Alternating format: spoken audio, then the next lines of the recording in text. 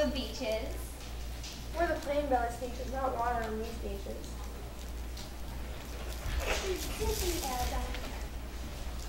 Us star bellies will have nothing to do with the plain bellied sort. Could we take part in your bumble and skiffle ball sport?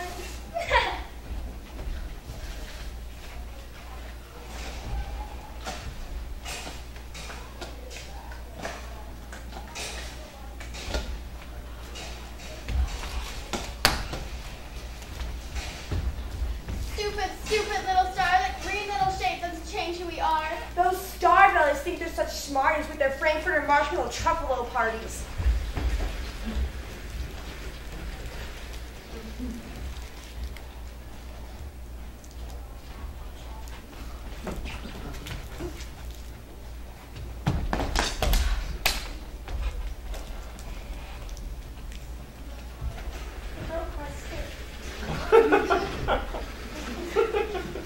We'll never belong on these beaches. We wish we had stars like the star belly sneetches. My friend, I have seen that they're treating you mean. My name is Sylvester McMonkey McBean. I know precisely why you're so unhappy, and that I can fix. Let's fix it up chappy. My prices are low, and I work at great speed. My work is 100% guaranteed. Does that mean that we'll have a star here? Yes, here, and the first to go through gets a trip up half fare.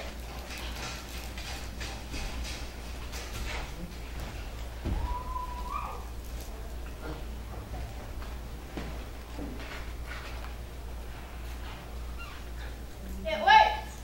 We are now socially acceptable at marshmallow toasts. You must now invite us to your Frankfurter roast. Come on. We are the real star bellies. We have them first. We are still the best, and they are still the worst. You don't know me, but come down if you can. I've come to present a most wonderful plan. A plan that will make you again the best on the beach, and all it will cost you is $10 each. My wondrous machine that eradicates stars, because then you won't look like sneetches who have them on theirs. It eradicates these? It eradicates these with the greatest of ease, as long as you pay your $10 if you please.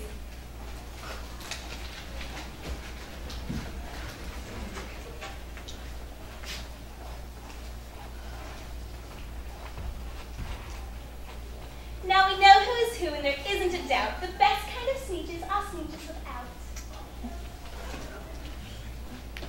Now we want to off. We want to be like those sneetches. I can help you out for just $10 each.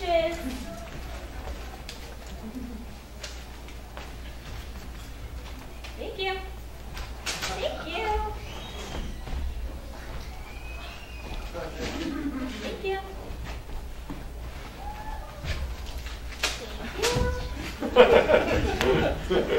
Thank you. Thank you. Come again. Thank you. Thank you. Thank you.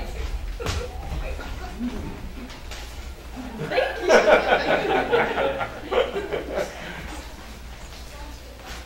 Well, thank you. Thank you.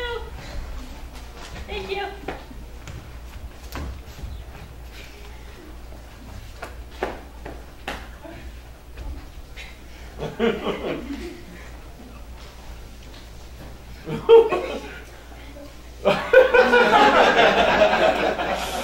Now, it is time to depart from this beach. They will never learn. No, you can't teach a sneak.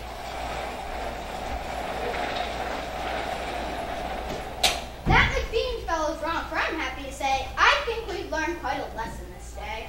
Yeah, we learned that a sneetch is a sneetch, and no sneetch is the best on the beach. From now on, let's all just forget about stars. And it doesn't matter if you have one answer.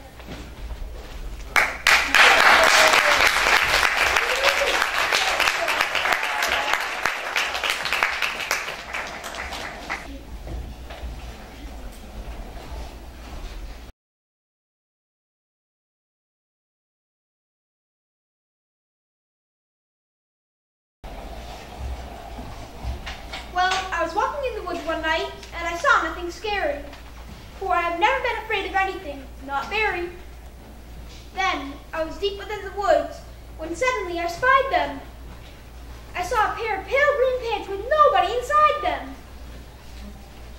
I wasn't scared, but yet, I stopped. What could those pants be there for? What could a pair of pants at night be standing in the air for? And then they moved! The empty pants, they kind of started jumping. And then my heart, I must admit, it kind of started thumping. So I got out fast as I could go, sir. But pants like that, I did not care for. No, sir. After that, a week went by. Then one night in Greenwich, I had to do an errand there and fetch some Greenwich spinach. Well, I had fetched the spinach. I was starting back through town when those pants raced around the corner and they almost knocked me down. I lost my Greenwich spinach, but I didn't even care. I ran for home. I had a real scare. Now, bicycles were never made for pale green pants to ride them, especially spooky pale green pants with nobody inside them. And the next night, I was fishing for dead trout on the river when those pants came rolling towards me. Well, starting to. And by now, I was so frightened that I tell you, but I'd hate to. I screamed and rode away and lost my hook, my line, and my bait too.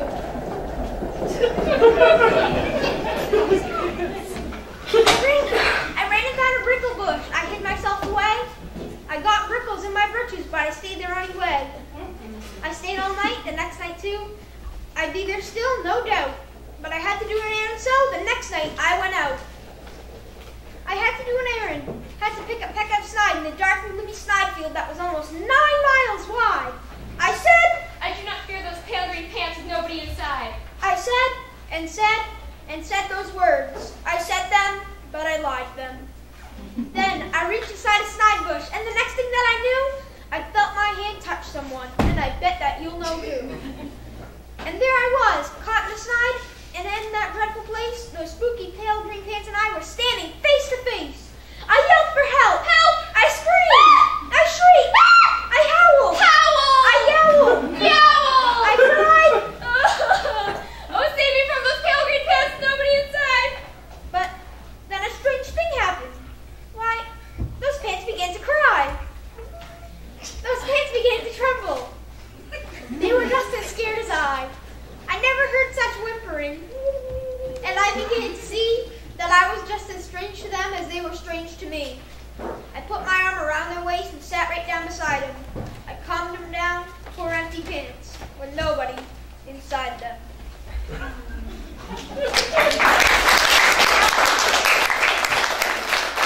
we meet quite often, those empty pants and I, and we never shake or tremble. We both smile and we say, hi!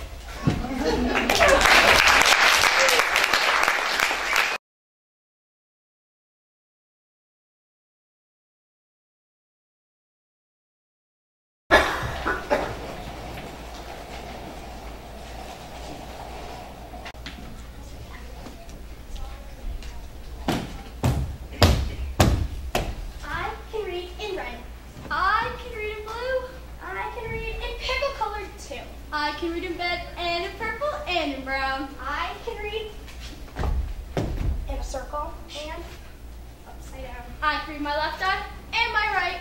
I can read Mississippi with my eyes shut tight. Mississippi, Indianapolis, and Hallelujah too. I can read them with my eyes shut. That's very hard to do.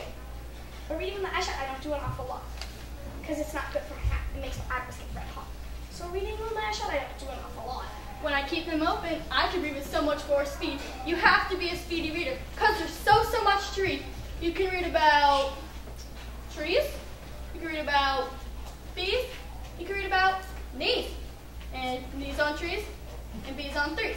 You can read about anchors and all about ants. You can read about ankles and crocodile ants. You can read about hoses and how to smell roses. And what you should do about owls on noses. You can read about ice. You can read about mice. You can read about mice on ice. And ice on mice. And the price of ice. Nice ice sale, 10 cents a bell. You can learn about sad. And glad. And mad. You can learn about lots of stuff, but you miss the best things if you keep your eyes shut. The more that you read, the more that you know. The more that you learn, the more places you'll go. You might run away to earn a few dollars.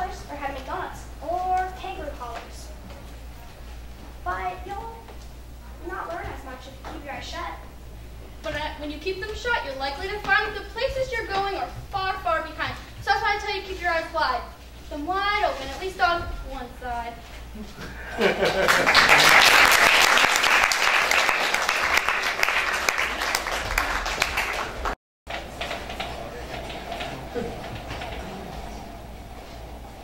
Oh, beyond the last mountain, the very last mountain, beyond the last Zanica dream, beyond the last wolf bush, the very last wolf bush, there is a vacuous, vacant prairie, the prairie of Praxting and the tale of the Zacks. One day, making tracks in the prairie of Prax, came a north-going Zacks and a south-going Zacks. It happened that both of them came to a place where they bumped. And they stood foot to foot, face to face. Look here now, I say. You are blocking my path. You are right in my way. I'm a north-going Zacks, and I always go north. So get out of my way now and let me go forth. Who's in whose way? Look here now, I say. I'm the south-going Zacks. I always go south, making south-going tracks. So you're in my way. Now I ask you to move and let me go south in my south-going groove. The north-going Zacks puffed up his chest with pride and said, I never take a step to one side, and I will prove to you that I won't change my ways if I have to keep standing here for 59 days. And I'll prove to you that I can stand here in the prairie of Prax for 59 years. For I live by a rule that I learned as a boy back in South going to school. Never budge. That's my rule.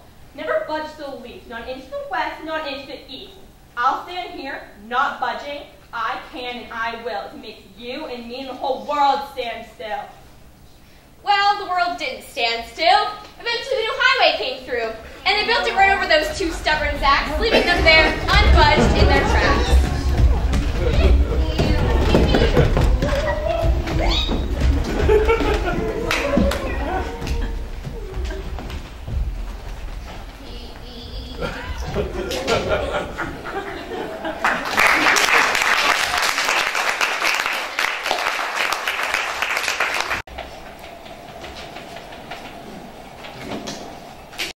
Congratulations! Today is your day. You're off to great places. You're off and away. You have brains in your head. You have feet in your shoes. You can steer yourself any direction you choose. You're on your own, and you know what you know. And you are the guy who'll decide where to go. You look up and down streets, look them over with care. About some you will say, I don't choose to go there. with your head full of brains and your shoes full of feet, you're too smart to go down any not-so-good street. And you may not find any you'll want to go down. In that case, of course, you'll head straight out of town. It's opener there in the wide open air. Out there things can happen, and frequently do, to people as brainy and footsy as you. And when things start to happen, don't worry, don't stew, just go right along, and you'll start happening too. Oh, the places you'll go! You'll be on your way up, you'll be seeing great sights. You'll join the high flyers who soar to high heights. You won't lag behind because you'll have the speed. You'll pass the whole gang and you'll soon take the lead. Wherever you fly, you'll be best of the best. Wherever you go, you will top all the rest. Except when you don't, because sometimes you won't. I'm sorry to say so, but sadly it's true that bang-ups and hang-ups can happen to you. You can get all hung up in a prickly perch, and your gang will fly on. You'll be left in a lurch. You'll come down from the lurch with an unpleasant bump, and the chances are then that you'll be in a slump. And when you're in a slump, you're not in for much fun, and slumping yourself is not easily done. You will come to a place where the streets are not marked. Some windows are lighted, but mostly they're dark. A place you could sprain both your elbow and chin. Do you dare to stay out? Do you dare to go in? How much can you lose? How much can you win? And if you go in, should you turn left or right? Or right and 3/4, or maybe not quite? Or go around back and sneak in from behind? Simple it's not, I'm afraid you will find. For a mind maker upper to make up his mind. You can get so confused that you'll start into race down long wrinkled roads at a breaknecking pace.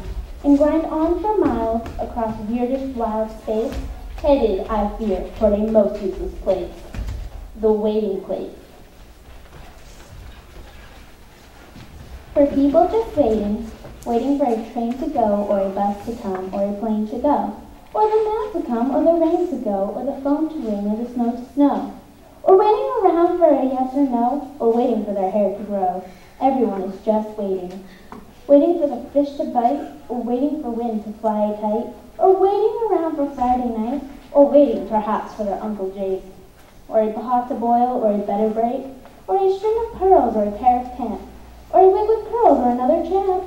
Everyone is just waiting. No, that's not for you. Somehow you'll escape all that waiting and staying. You'll find the bright places where boom bands are playing. With banner clips flapping, once more you ride high, ready for anything under the sky. Ready because you're that kind of guy. Oh, the places you'll go! There is fun to be done. There are points to be scored. There are games to be won. And the magical things you can do with that ball will make you the winningest winner of all. Fame! You'll be famous as famous can be! With the whole wide world watching you win on TV. Except when they don't, because sometimes they won't. I'm afraid that sometimes you'll play lonely games too. Games you can't win, because you'll play against you. All alone, whether you like it or not, alone will be something you'll be quite a lot.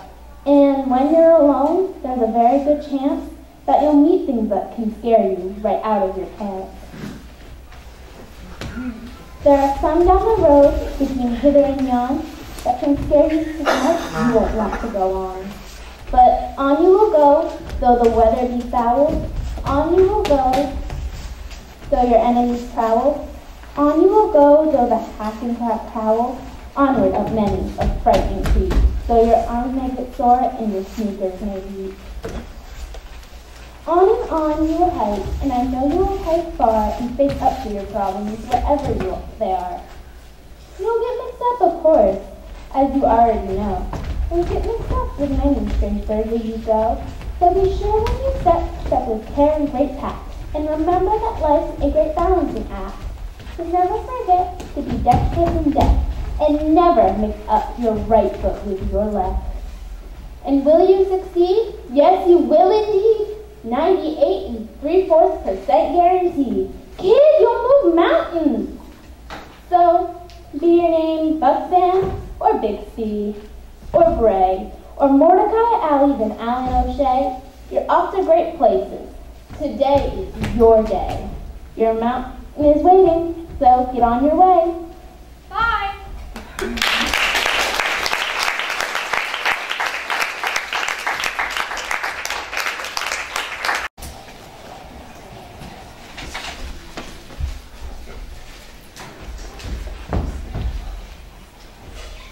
Dear ladies and men folk, Women and gents, you people of culture and true common sense, you know what you know and you like what you like. like singing a song or riding a bike, 2-hour symphony, ping pong, canoeing, poetry, football. or yellow snowshoeing.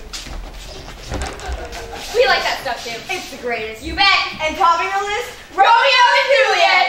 It's Shakespeare's great classic. we can't get enough, but make no mistake, Writing that stuff is tough. Sublime in its scope, no thing is more artful. introduce honors and laws by the cartful. The play is just perfect. Nothing is wrong. Except that it's almost 2 hours. Too long. The play is still great, so we need not repeat it. But you need to be Albert Einstein just to read it. Now, don't get us wrong, we love William Shakespeare. But in this new century, he's not very clear. Yet only reverence to him, our great hero, do we pull the bard back to our level 0. So we've shortened the play, changed some names, made it rhyme. No more of that blank verse. We don't think he'd mind. A rhyme tetrameter is thought quite useful. But can make the play sound a bit more Dr. Seussful. And what's wrong with that? Why, our sirs were standing, Seuss is good too, and most folks understand him. But don't get the notion that the Seussification of Romeo and Juliet is our one main intention. We never do that. No, we wouldn't. Oh no! And that's why we're bothering telling you so. A prologue is given at the top of the play. A paragraph giving the whole plot away. It must be important. There must be reason for Shaky to put it there. Unless he just sees it. Our prologue's addressed. Addressed. Our prologue's addressed, so let's watch and see. This lamentable, Horrible. gross comedy. Oh, tragedy. Verona's a place where a play is picked. Two families live there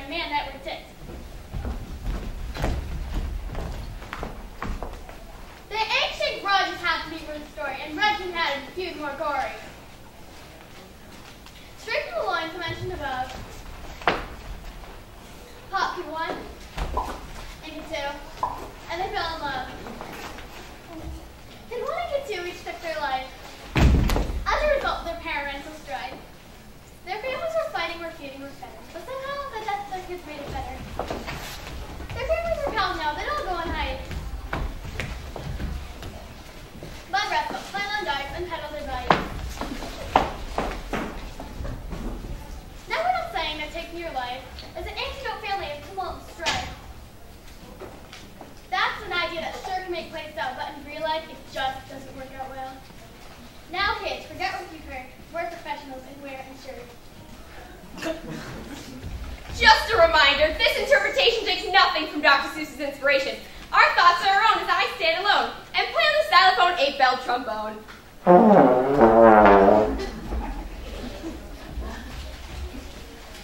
In this corner, here are Samson and Gregory. From the house of Capitulate, they were born Angaree. And representing the house of Lord Monotone, everyone Balthasar, a tenor, and baritone. Ding, ding, ding! Excuse me, sir, would you bite your thumb at us? I did, but my finger hurts. See the pus there? I think your pus mocks us. Do you have a quarrel? No, only the simple moral. We sort Lord Monotone, as you must know, and monotones have on their bellies an O. Nothing's more fashionable, what could be better? Nothing except that you picked from a millennium. People all with X on their tummy. You never have when you're puppy and dummy. Don't you mean dummy with a capital D? Yes, sir, that's what I mean. That's what I mean indeed. Drop you be menu X-belly fool. Now to our anger, you've added the fuel. A giant brawl started, you wouldn't believe it. Bring me my long sword, the one that cuts deep, and while I'm waiting, I'll yell, Monotone, you're a creep! You villain Capitulate, I'm more than a man, and you're the creepiest creep in the land. The creepiest creep. Does he have a point there? He's lying, my love. You must never surrender. Enter the prince, royal and wise. He's had about all he can take from these guys. A crusader for peace, he stops the fight. And they all listen because they know he's right. He pauses and makes the most eloquent speech. Will you jerks knock it off? I'm trying to sleep. Upon hearing the prince's great message of virtue, the crowd dispersed. It was almost past curfew. Only Lord and Miss Monotone stayed. Where's our Romeo? I haven't seen him all day. Why don't we fight like a brawl with the others? He spends his time daydreaming. Why should he bother? Show me a mistress that is passing fair, where I may read who passed that passing fair. She is too fair, too wisely too fair. It must be unfair to be passed at the fair, 'cause fairs they don't care who is passing them rarely. Even the fair will pass rarely, but barely. My love is fair, stripped bare and cooked rare. But fair Cupid steals my bliss, so I despair.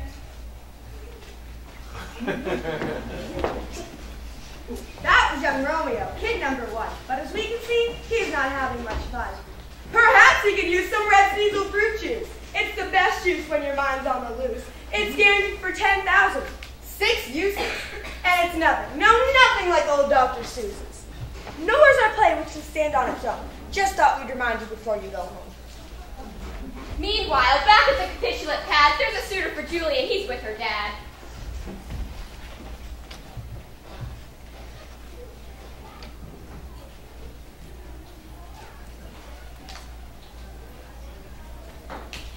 Capitulate, I'm the man for your daughter. I don't think you'll do. But who could be hotter? Besides, I wrapped some peppermint candy. I think you'll be dandy. Let's have a banquet. Young men, go and get all these people whose names I have read.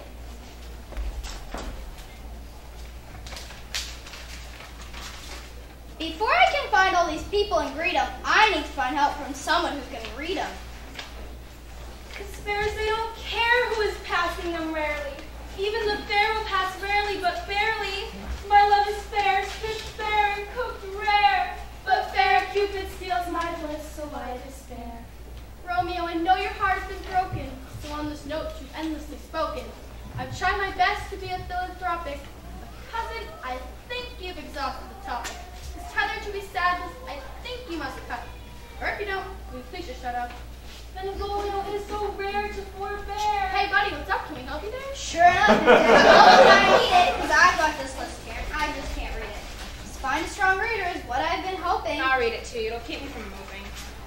These folks can come to Capitulate's party. Smarty Martino and his boy named Artie, Bronco Buck Billy and Buck Billy Buck, Lady McDinky, McDucky, McDuck, Sunny Sun Daly and his pal Baloo, John Jimmy Jack Jamerson from Catmandu, Mercutio and Winifred Winnie Waters, Old Uncle Park and his 96 daughters, Dave from Topeka and Lady Von Ribble, Rosaline Valentine, Livia Tybalt, anyone named Gordy or Tim or Melissa can come to this bash if you can't, they won't miss you. This party sounds great. Like the best of the best. If you're not a monotone, come be our guest. Romeo, we have to crash this thing. There's got to be beauty Steve that make you sing. This party will never cure my broken heart, but I'll come along with you to take your part. Meanwhile, back at the Capitulate place, we meet Juliet, full of splendor and grace.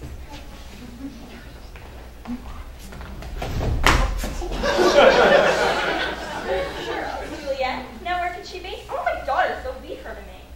Oh, little plum dumpling, oh, sweet pudding pie, where's my fragrant blossom? Come out, don't be shy. Thou little love monkey, oh, sweet chimpanzee'll, answer my call and quit hiding, Louise'll. Now? Who called? Get up off the floor. It's your mother. She's waiting outside your door. Mom? Yes, it is I, your own dearest mother. I've been called this name by your sisters and brother. I meant to say just what I said when it meant, that I'm your mother 100%. I suppose this is a moment I'll cherish. Juliet, you were to marry young Paris. I'm not yet 14. Is there someone for doubt? I married young, and look how I turned out. But he's wonderful. He's a man of wax. Here's his picture. He sent us so fast. We're having a party, and there you can meet him. He's so delicious, you'll just want to eat him. On the way to the party, Benvolio and Romeo meet up with a friend, Clifford Deacon First Folio, crowned like a Zanzibar Hoos with Trucio, Zins of Shebang, also known as Bertuccio. Now, I think you can see by this point in the play that there isn't a singular possible way our show could take on Seuss attributes. Then we'd sooner put bounced berry beans in our boots. Boing, boing, boing, boing, boing. Forget this girl who won't return your affection. Dance with some others, make a new selection. Yes, Gentle Romeo, we must see you dance. My heart is too heavy. There isn't a chance. You don't want to live your whole life in a hole. I know what I know, and I'm telling you so. A life should be filled with adventure and bliss, and that's why I'm bothering telling you this. Good evening, gents. There's plenty to eat, and ladies will dance despite corns on their feet. For corn-footed feet are the best feet for dancing. If I were a young prince, bet I'd be prancing. One might dance now. Wait, could that be true? Do I have a point there? I certainly do. Good evening, gents. There's plenty to eat, and ladies will dance despite corns on their feet. Welcome, young fellows. I recall the day where I wear a visor to such a party, and whisper sweet tales in the young lady's ears. Have a good time and enjoy these young years. Wait, that can't be right. Where is it? Tarnation. What's this infernal recapitulation?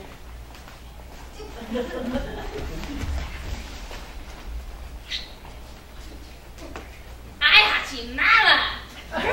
Woo, hubba hubba, that girl's a babe, and my name is Dumb Bubba.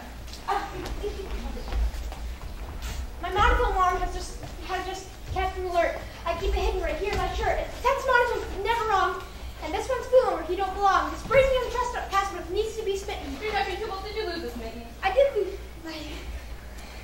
Uncle, your house has monotone in there. Leave him alone. Wow, does he have nice hair. But Uncle, that's Romeo, monotone side. Lighten up, boy. I'm not done having fun. I know not to kill him must fill you with sorrow, but look on the bright side. There's always tomorrow. Please don't think I'm bored, but I think you're hot. I can't see his face. Is it worth it or not? I have 12,062,060 hormones, and all of them want you to kiss me. Hey, you're pretty cute. Okay, here. Hold my gum first. It's strawberry and lime green sweet scoop bratwurst. Wow, hey, you're right. That is good tasting gum. Your mother would like a few words, hon. Who's her mom, if I may be so bold? Quickly, please tell me before I get old. Her father is the man that brought the main course dish. Her mother's no other than Lady Capitulate. Juliet is her name, and she is the fairest, but don't get any ideas she's marrying Paris. She's a capitulate. What rotten luck? Romeo, this gig is up. We must go. Romeo. What is his name? There are those who call me Romeo. Needless to say, Romeo's heartache was done. He met a new girl, and she had good gum. All the guests would have been at the party, but not Romeo. He was just getting started. How can I I leave here when she holds my heart, my importantest blood-pumping chest body part. Yo, Romeo, yo, where'd you go, Romeo? He went home to bed. That's where I'm gonna go. I saw him running back towards the feast. That can't be right. His bed is due east. I'm telling you, he's not in his bed. Friend, no offense, but you need a new head. Coming back to this place may seem capricious, but I can't help myself. She is gorgeous. Testing, check, 1, 2, is this thing on? She speaks to herself through her self-speaking horn. No thing is more useful to speak private stuff to. It makes it all louder so others can hear too. Romeo, oh buff, wherefore art thou? I just can't get enough. Forsake your name or else I'll forsake mine, but if I forsake mine, there's a $10 fine. My tap dancing lessons will probably get canceled. No more TV, root beer floats, no more Seinfeld. I'll probably get grounded for 3 or more hours. So if there's a name to dump, let's make it yours. Oh, Juliet, you're a pearl of great price. You may be like 2 pearls, but much, much more nice. You may be like 3 pearls, shiny and rare, but 4 pearls, I think I've been pushing over there. Who is that? Yo! Romeo! Is that you? Yes, it is I, Romeo, that is true. I heard your whole self-speaking speech through your horn, and I love you, my love, just as sure as you're born. Let's find the preacher. Let's get hitched tomorrow. Enough of this fighting. This feuding. This sorrow. Kiss me once more and send my lips to heaven. I can't anymore tonight. It's past 11. Oh, well, it couldn't hurt if we kissed through the horn, and then we'll elope when the sun lights the morn. So Romeo ran to the home of Monk Larry. Not Monkey Larry, he's not quite that hairy. He's just a monk, the monkiest one that Romeo knew could get the job done. Oh, good, Monk Larry, I'm glad that you're here. Where else would I be? I haven't left here in years. You sure are hippie the last time I saw you. You were moping and singing the blues. That was the only. I'm new and improved. I'm hip-hop and happening cool righteous dude. Well, how can I help you, my dude filled with glee? I need your consent, Monk. Will you marry me? Listen, punk, don't you get it? I'm a monk, and I'm wearing a habit. No, there's this girl that I met as of late. She is the daughter of Capitulate. Our love is true. Are you sure? Yes, indeed. 190% guaranteed. If I married the Capitulate to this monotone doodling, I could stop all this fighting and this feudling. Okay, my young pup, I'll tie you knot, but if you're eloping, you'll need a plot. So, Romeo never came home last night? He never came home and he's still out of sight. Now tip up the nephew of Capitulate challenges him to a bumbaloo battle. Oh, now that's the worst. Yeah, I know.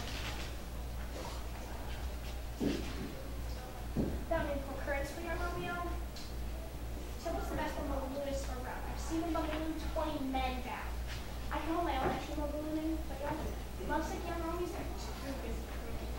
Hey, here he comes down. Hey, Romeo, what gives? You didn't go back to the place where you live. There's an optometrist whose name is Cupid. He's opened my eyes and made me less stupid. I met a new girl. She's the best of the best. She passed the Romeo hot mama test. Well, okay, hey, I say. Hey! Yippee-yay! Yippee-yay, okay, I say. Has anyone seen Romeo monotone? I need to see him before I go home. Good job. She's a fine catch-all, son.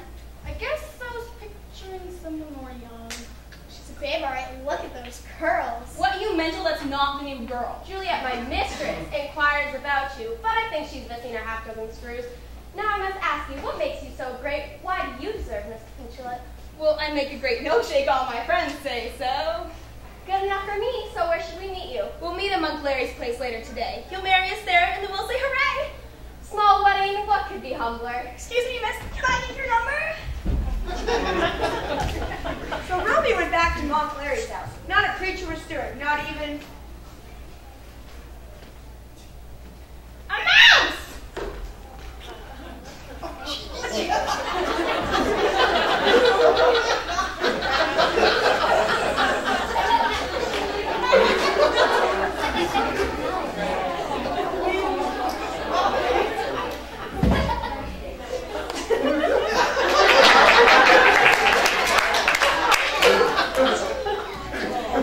Nothing's disgusting, I'm sorry, but...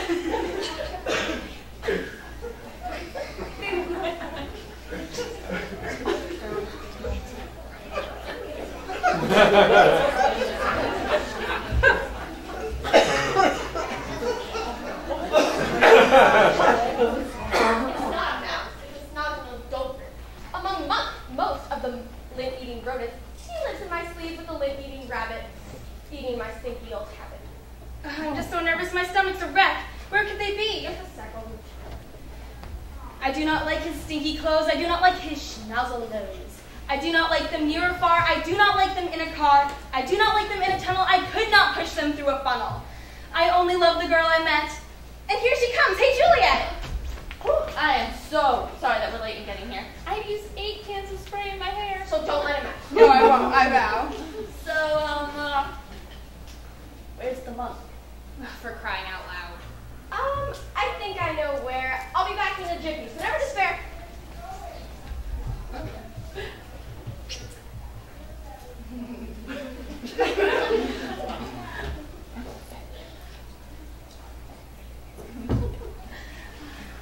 I know that my father is pretty stupid, but I'm gonna find him. Well, I could find Juliet, but hey, look at her. Let's marry her. This is Juliet, you knucklehead monk. Listen, I don't need this punk. All right, kneel down. We gotta make this quick. We gotta floss my hat so we don't stick. All right, make sure all your rings are switched. I now pronounce you hitched. So Romeo and Jane were now happily married. They both yelled hooray and off they scurried. But now it was all happy in this neighborhood. Mercutio and Tybalt were up to no good. It happened that both of them came to a place and where they stood, nose to nose, face to face. I'm eastbound Tybalt, I say. You block my path. You are right in my way. I am Mercutio. I always go west, so step to the side. You know best. Did you not hear the words from my mouth? I'll not budge an inch to the north or the south. I battle you then to a bumballoon battle. You think you can beat me? Hop, little battle. I heard you want a bumballoon for Romeo. Yeah? What's the big deal? What's the you, yo? Hey guys, stop fighting. This isn't the way. Tybalt will practically can. I'll explain. After you, one more bit to go. His name starts with R and rhymes with Romeo.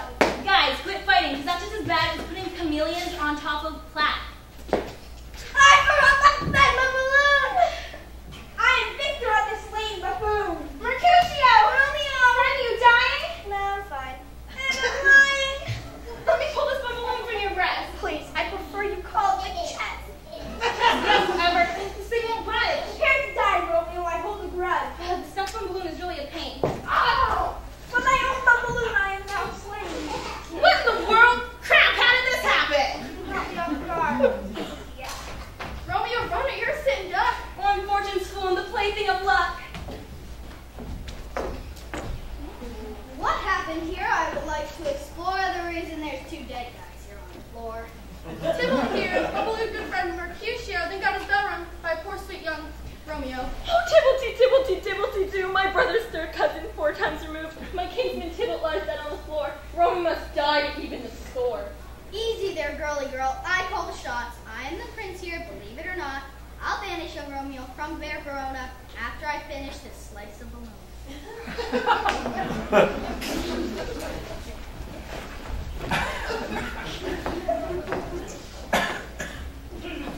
Romeo has to go skip town or else. The prince might find out and put him on the shelf. We see here young Julia, she thinks and sits. I'm wed to a banished guy. Man, what's the pits? Well, that's not all, because there's more bits in store. Here come her parents through her bedroom door. Since poor Tybalt's death fills all our hearts with sorrow, We're bumping your wedding day up to tomorrow. oh, This is the double-most pit situation. I'm victim of my father's own capitulation. I can't marry Paris because, I've got a husband. I'm sure that's illegal, except on Fuzz Island. I need to find help. If I can't, then I'm sunk. This is a job for old Larry the monk. Monk Larry? You've been in my bedroom. What have? Check the script, Julie. It's my bedroom now. Oh, is that because this is the magic of theater? Yes, my child. She's got whisperings and a deal. Gentle Monk Larry, I need some assistance. My wedding's tomorrow, despite my resistance. To Romeo, you'll recall, I am already wed. But they've had me wed Paris. Not if you're dead. See, I've got a plan, but it takes guts, and it requires eating 2 of these death-faking nuts. See, these death-faking nuts, they make you look dead. Paris can't wed if the bride's dead in bed. That you're still living won't be understood, because these death-faking nuts, they work good. In your funeral, in a few days, you'll wake up with Romeo far, far away. But how will Romeo know that I'm not really broke? I'll send him an email. I'll tell him our joke. In your tomb, when you last tread your tribe, Romeo will come and collect your body.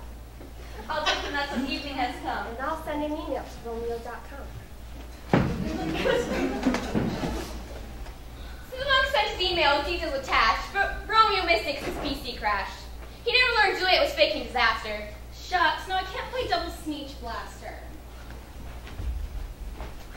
Surely by now you can see that it's true. With Dr. Seuss, our play has nothing to do. We'll say it again in case you were snoozing. It never dawned on us to make this a Seuss thing. Later that night, Juliet ate the nuts.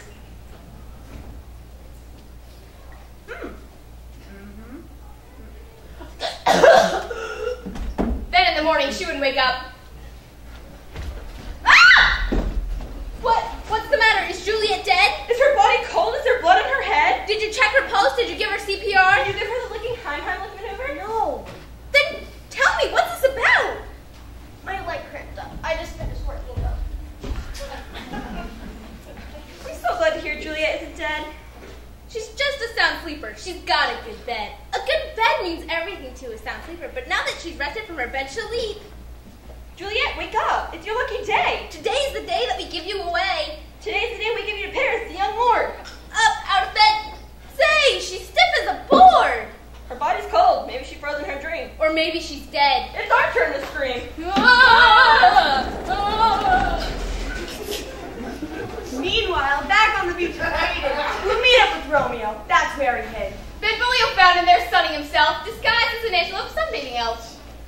Romeo, wake up and hear what I say. Juliet's dead in her funeral today. Juliet, that name wasn't blank. Help me out here. Did she work at the bank? Juliet, she's your own heart's delight. You married her yesterday. She's your wife. Oh, that Juliet. Yeah, that name rings a bell. No, it was the message you wanted to tell? Juliet's dead. Are you kidding me? No. How did she die? Nobody knows. Oh, it must have been her broken heart that went crack. I'll kiss her once more. I must now go back. Then I'll consume this authentic death cracker.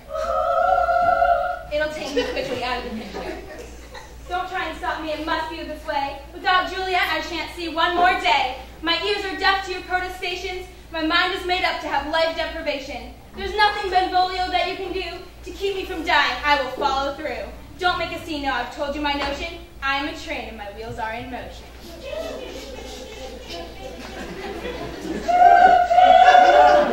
Off to Verona I go with my life to lay it before the corpse of my wife.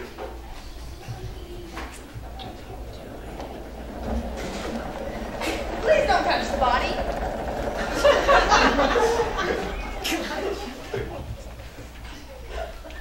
The mourners took one last look at Juliet's body. Then somebody yelled, Hey, there's snacks in the lobby.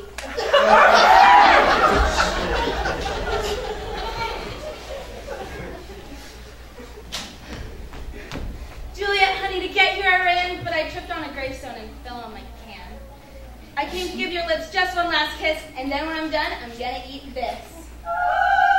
It isn't fair that I live when you're dead, so I'm gonna trade my life for death instead. Here comes the kiss, so pucker up, sister. Yippee-yahoo, you're still a great kisser. That was phase 1, now here comes phase 2. I'll eat this cracker, then I'll be dead too.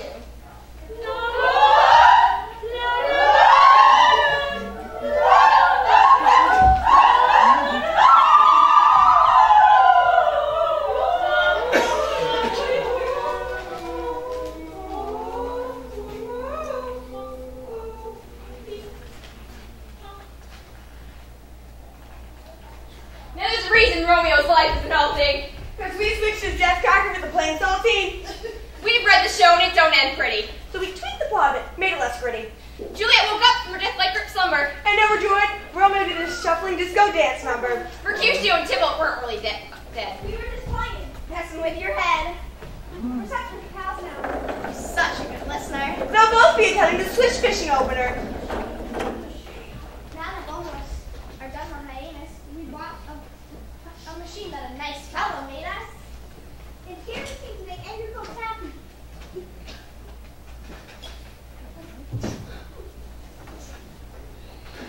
It's guaranteed to make every folks happy. Because you know, he's a fix-it-up chappy. So all members of both families went through the machine just as fast as a breeze. It took all this X's and O's off of their tummies.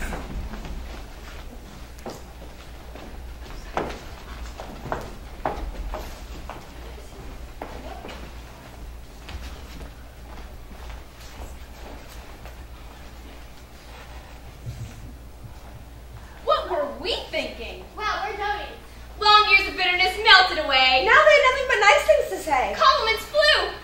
Say, I like that coat you got going on there. I like that. You're a nice guy.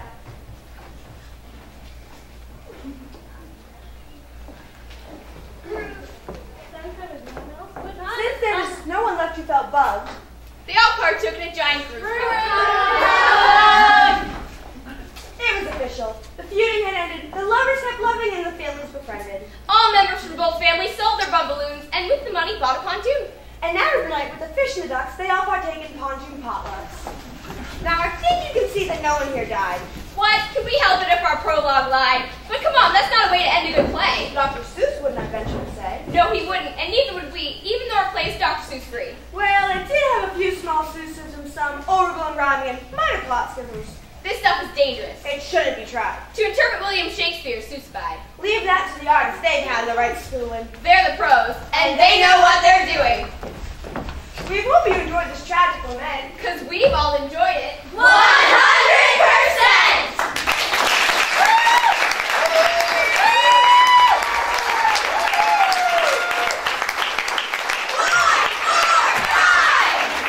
Ladies and gentlemen, Romeo and Juliet are prologue to draft.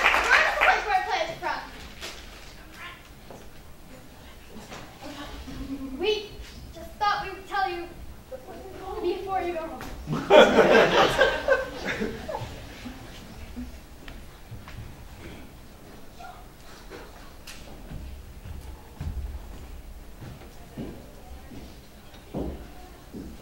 Do you point your thumb at us? Yeah, see the pus? Let's fight. Monotone, you're a creep. You're a creep. You're a creep. You're a creep. And for the prince, the royal stab. Well, you jerks knock it off. I'm taking a nap. Where's Romeo? There. Oh, I'm cooked rare. Sneasel fruit juice. No Dr. Seuss. Suited for Julie, he's with her dad. Mitchell, I'm hot. I think you'll be dead. Let's have a banquet. Woe is me. I can't read. What is my fate? I can read blah, blah, blah, blah, blah. Come to this party. This party sounds great. Yeah.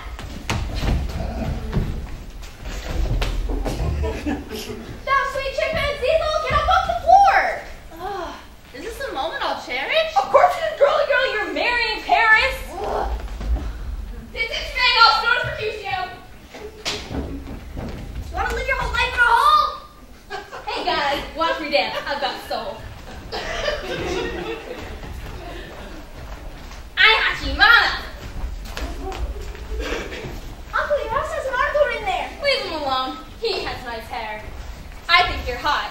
Here, hold my gum. Well, it's good yum yum day. Later that night. Romeo, Fabio. Kiss me through the horneo. Romeo ran to Larry the monkey. Will you marry me, Monkey Larry? Okay, my own pup, I'll tie a knot.